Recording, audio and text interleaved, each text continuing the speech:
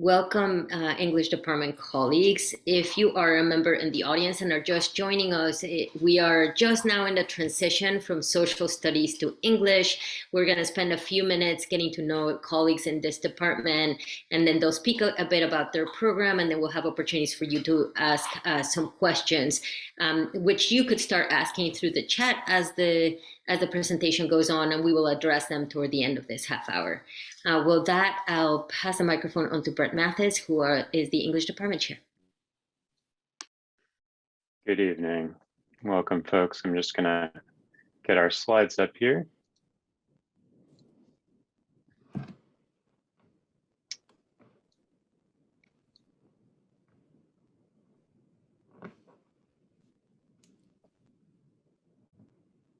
All right.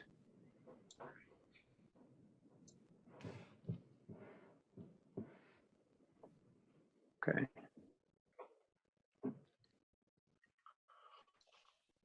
those showing up properly? Yes, we can see the slides. Thank you, Brett. Thank you so much. Welcome, everyone. Thank you for being here.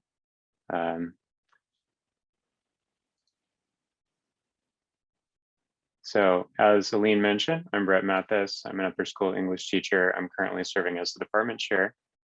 Welcome to our overview of the Catlin Gabel English program. So we'll present briefly. My colleagues will introduce themselves along the way, and then obviously you're welcome to share your questions in chat and we'll answer them.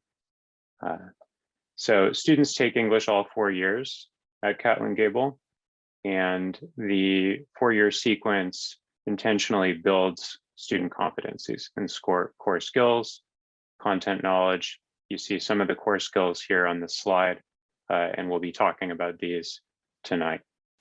We'll also be sharing some exemplary projects drawn from various years that reflect our experiential, progressive focuses.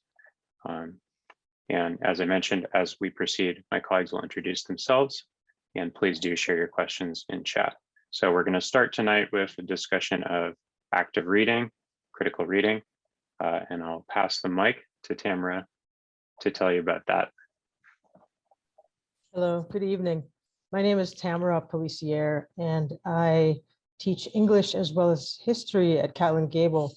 One of the great joys of teaching at Catlin Gabel is how motivated students are to read the text that we assign them. And from the 9th grade through their 4th year, their senior year, we increase sort of the complexity and the depth of analysis that we expect from them, and teach them from the very beginning of 9th grade how to read actively in a way that allows them to really notice the words and the way that the words are put together on the page. We also try to address the whole child by allowing for free choice reading in lit circle groups, or sometimes in 9th grade. It's just right now they're reading a graphic novel called Persepolis, and they also alongside that are reading a graphic novel of their choice.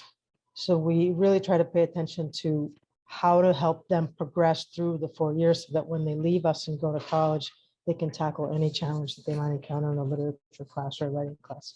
Thank you.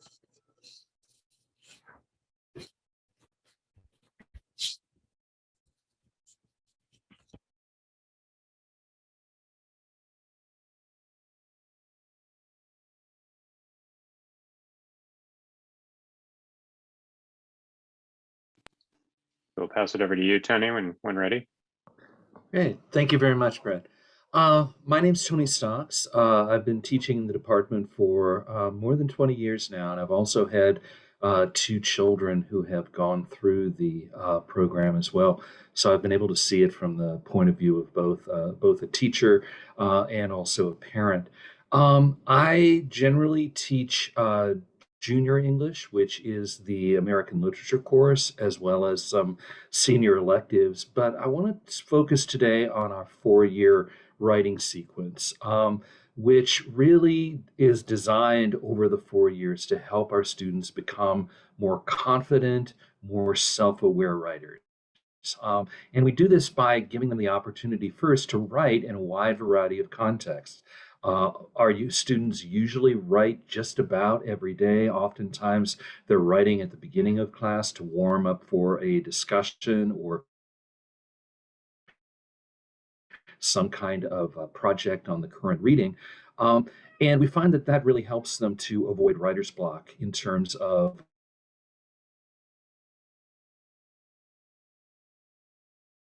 being able to sit down and write at the drop of a hat. Assignments in each year of the program. And whenever we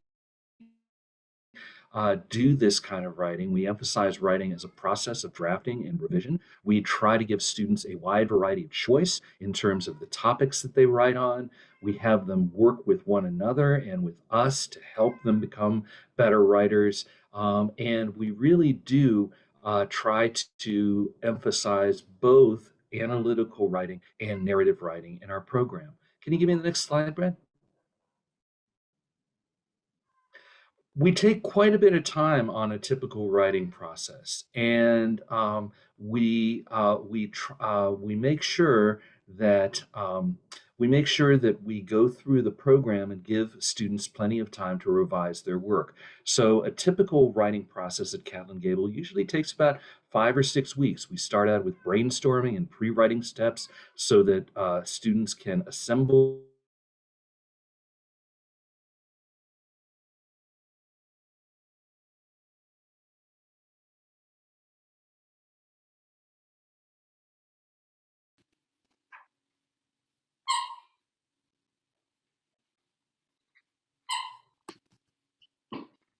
It looks like maybe Tony is frozen. I don't know whether his internet connection is and faltering. it's, Oh, there we go. I'm sorry, can you not hear me? You got frozen there for a second, Tony, but go ahead. We hear you now. Okay, thank you. After that, they write their final draft and have a chance to write about their own writing in a metacritical essay. And usually then they can talk with their teacher about their paper after the end of this. I just want to give you a brief example of the kind of peer editing work that they do for one another. This was a peer edit that was written by one of my juniors who was helping one of their peers who was writing on Edith Wharton's The House of Mirth. And this just goes to kind of show the sort of sophisticated criticism that they offer their peers in a very helpful and supportive way. I think you can understand how helpful it would be to get this kind of work if you're this kind of response if you're writing on a paper. But the other thing is that our students find that they really benefit from becoming better readers of other people's work and better readers of their own work. So the peer editing process benefits them too. And now I think I can turn it over to, yes, Crystal, who's going to talk about another project in the 9th grade. Yeah, so thank you to Brett and Tony and Tamara for talking about kind of an overview of our English curriculum at Catlin Gabel. And something we thought might be useful for you all at home is giving you a few examples of what this might look like in our different classes across the grade levels.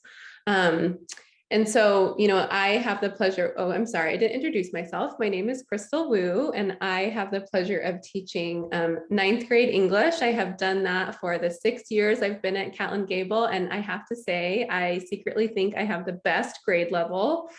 And one thing that we really make sure that we focus on in the 9th grade is, in addition to building students' skills as they enter into the high school, to be strong writers and strong readers and speakers, building those skills as a foundation for the rest of their courses across disciplines. We also really work on building a learning community.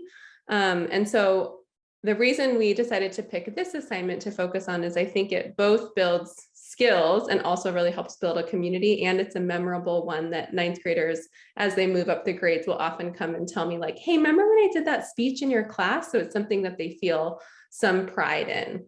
So the assignment is pretty simple. We offer students a chance to write a persuasive speech about any topic that they choose. We tend to do this in the winter, so it's kind of a mid-year project once they've built, again, some camaraderie and trust in the classroom. And we use a TED Talk style model because one of the things, students have a kind of mental model of what a TED Talk is, but actually really importantly, what TED Talks do is everyone who does a TED Talk has to have some sort of life experience or expertise or passion about the topic. And so instead of having students, pick any topic or a topic that they think is like especially adult or mature that they should pick, we're asking them to pick topics that they actually have some experience with. So they have to be able to speak from the I perspective about the topic that they choose, which is a great way of then teaching them to use the rhetorical appeal of ethos, so that they need to be able to have some kind of credibility about their topic. So there's all sorts of topics that students pick. Animal rights and kind of like, adopting an animal or adopting a pet over buying a pet is something that has come up a lot. Students really feel passionate about their pets. Some other more serious topics that we have on the slide are, mental health challenges, climate change, body image. One silly one I can remember was, is Rocky Balboa the best hero in all of television or all of like film history? Really cute little speech. And they then, they practice with their speech and then deliver the speech in front of an audience of their peers. They may have slides, but they have to be very minimal, again, in keeping with the kind of TED Talk model. And students are so supportive of each other as they're practicing their delivery. They do lots of practice in class. And then when they go to do the actual speech, there's lots of celebration. So it's a pretty cool assignment because it's having them practice, the basic skills of persuasive communication and argumentation, as well as a little foray into the study of rhetoric. But then for me, really the community building aspect, I think, is part of what makes it really special, and the student choice and getting to pick kind of what they would like to focus on. So yeah. I forget who is next because I don't want to have the slides open. So I think it is Kayla. Is that right, Kayla? Yes. Yay. So I am Kayla Everson. I have had the joy to be a long-term leave replacement for 2 semesters now. And I've been teaching 10th grade for both semesters, working closely with Brett and Ginia to do that. So Brett may chime in here because he's been teaching this unit and this project much longer than I have, but this was one of my favorite things that we did last spring.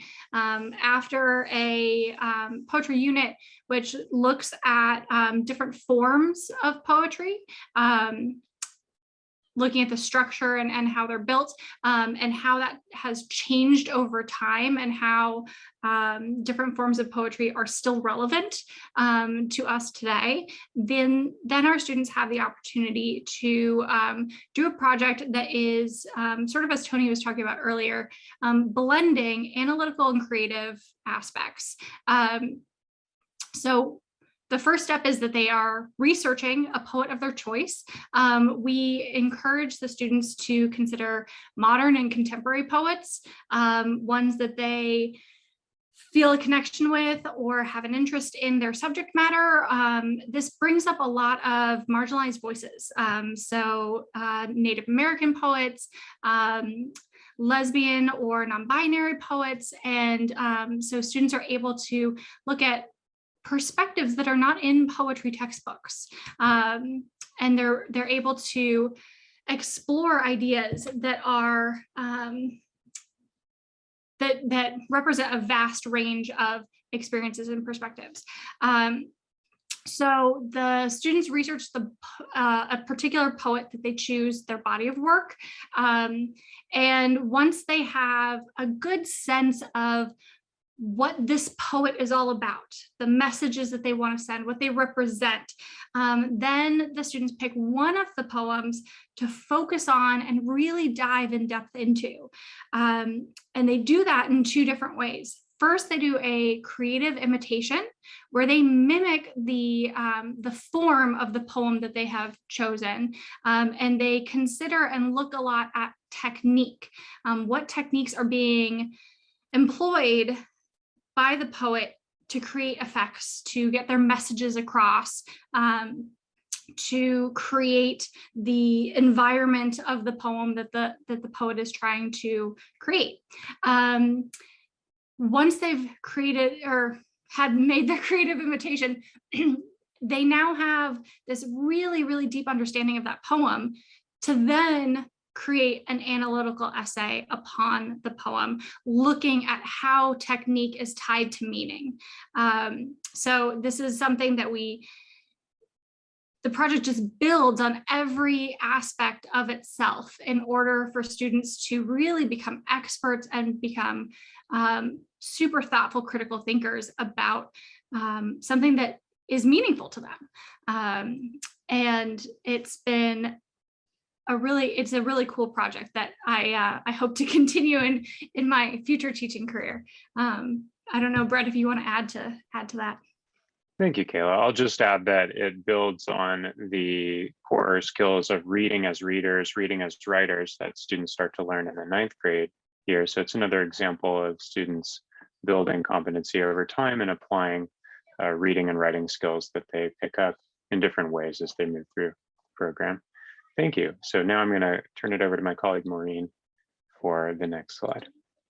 Hi, I'm Maureen, and some of you saw me talking about social studies a little while ago. Now I'm going to talk about English, and specifically one of the English courses I've taught, which is a creative nonfiction senior elective. And our senior English courses are capstone experiences for our students. They take 2 semester-long elective in the sense that they can pick different topics. Everyone takes 4 years of English, but in their senior year, they get some degree of choice in picking out these topics that have been designed by faculty. And in those, over the course of the year, students will write a research essay. They will lead class teaching in pairs and then in a solo teaching presentation. And they read and write at a very high level. And one of the fun things about having cycled through these skills is after this sort of capstone experience of performing skills that they've gained in their earlier English class, they often do projects. And I'm going to talk a little bit about what we did in creative nonfiction after reading books and essays in the genre and analyzing it and writing a research essay about it. Then they start to write their own creative nonfiction, culminating in a longer essay. And at the end of the course, they give a final reading using the Pecha Kucha storytelling format, which Crystal introduced me to, and it combines audio narration with visual images. And so students read selections from their own essays. Here you see an image from one student's essay about a camping trip in the Bonneville Salt Flats, and another student writing about a series of family gatherings at a river home in Central Texas. And it's wonderful to see them not only employing these strategies of figurative language and experimental structure and powerful flow, but sharing it with their peers. And this is something that worked really well on Zoom, and it also works really well in person.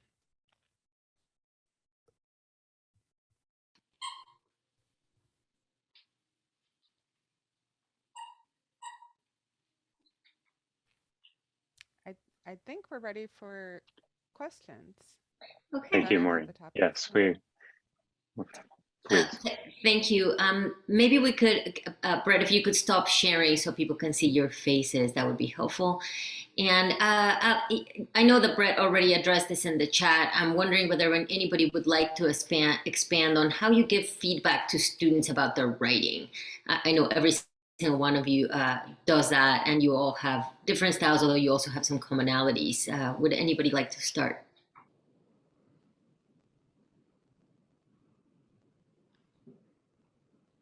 I can kick in here.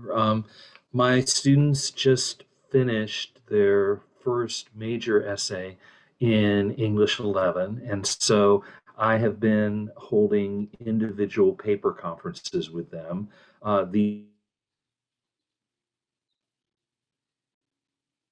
occur at times when I have a free period and they have a free period, or doing a co-curricular or period or before classes start, generally sit down and we both have an annotated copy of their paper in front of them. I try to talk about the things that are going well in the essay and the things that I think they can work on. They have a chance to ask questions, and we generally set a couple of goals at the end of that conference for them to focus on as they go forward.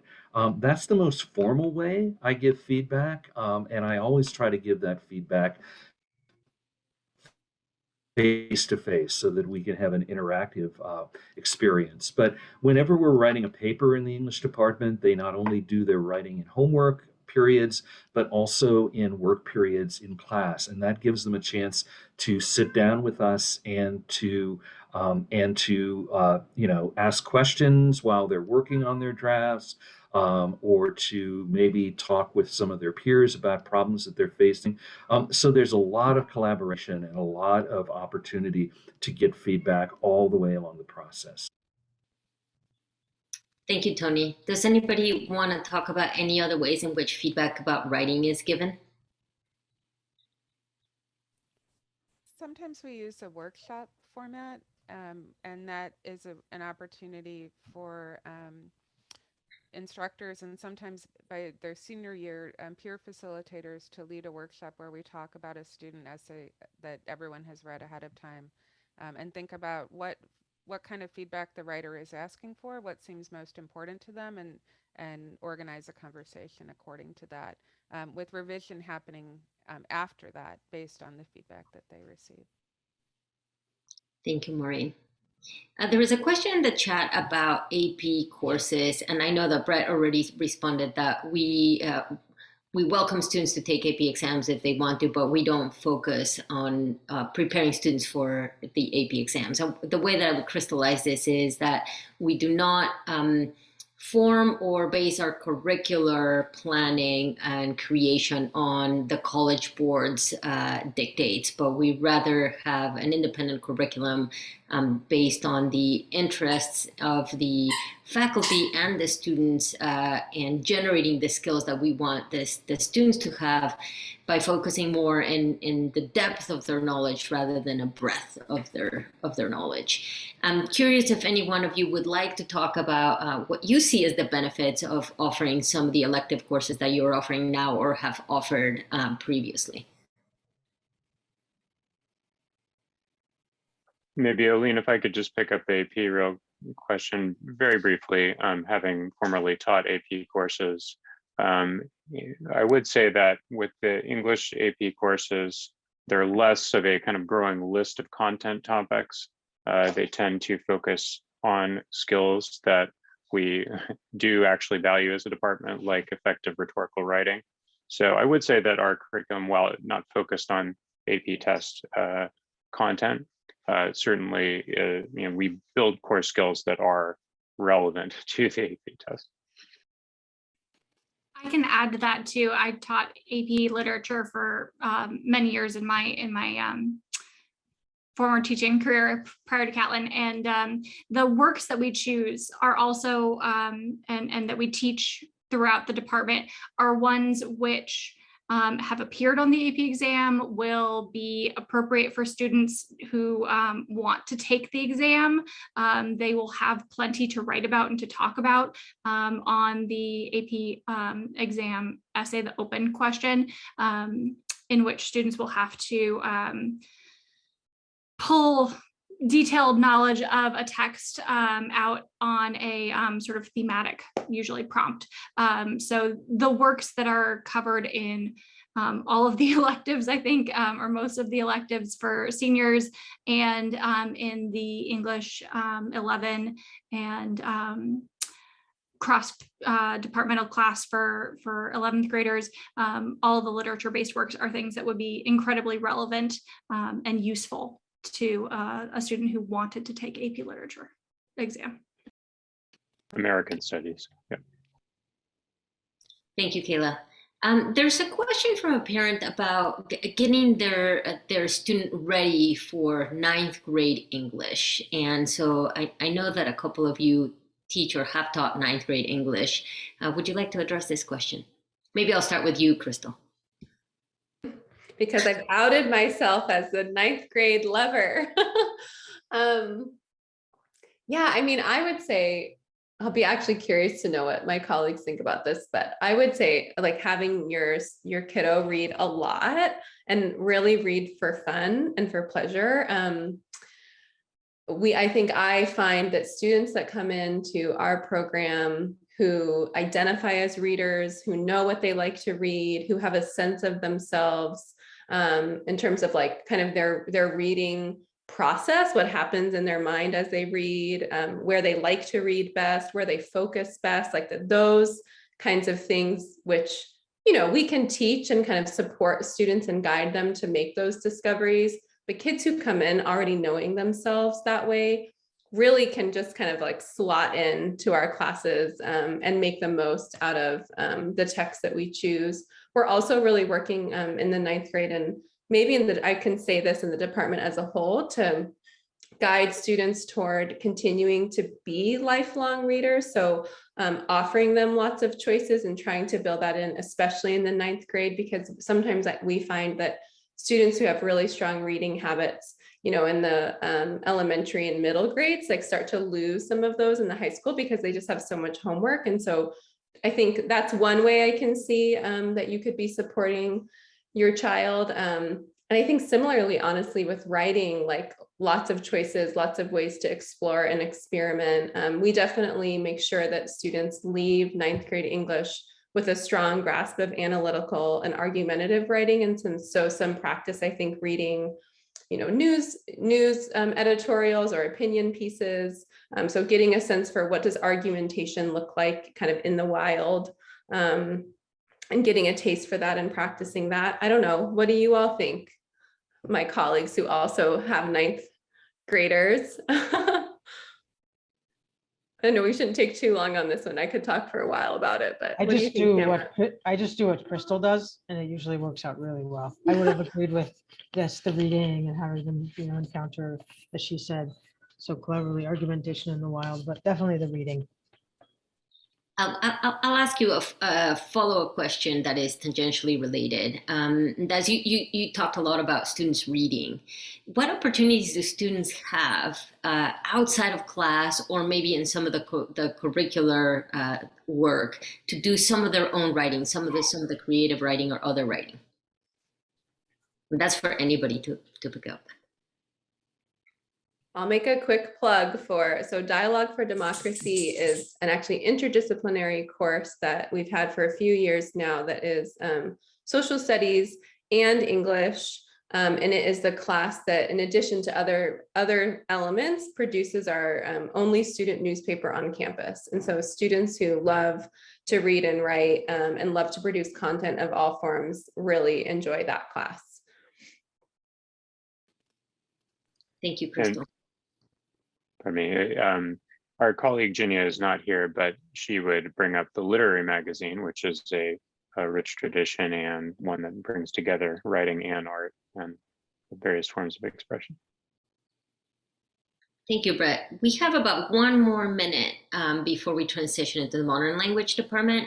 And I want to ask anybody in the group, how do you support students who are hesitant at writing?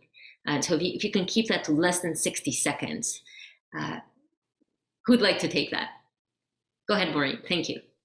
One strategy I sometimes use, and I've been using this with the seniors I've been working with on college essays, is called You Talk, I Write.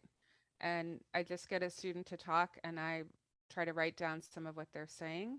And that often makes them realize, hey, I have a lot more to say than I thought I did. And just the act of talking to a listener can be really helpful. Thank you, Maureen. So I want to thank our members of the English department, and then Maureen, who has been here actually for 2 disciplines, for social studies and English. Thanks for spending this evening with us and for spending your days with the students in the way that you do.